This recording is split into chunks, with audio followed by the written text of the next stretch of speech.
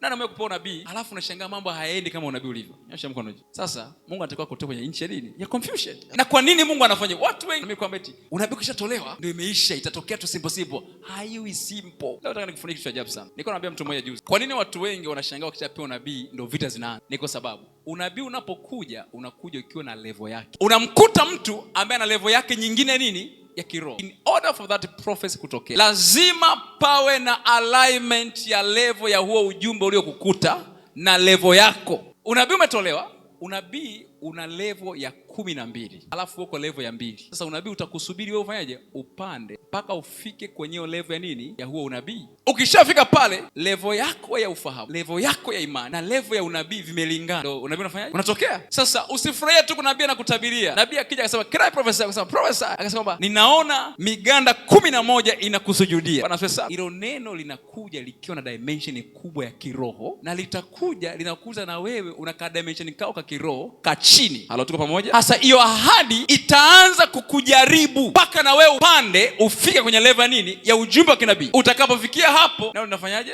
Litatokea. Wamesema mkeo atapata mimba. Cha ajabu mwakani tunashangaa mjakaza na mimba.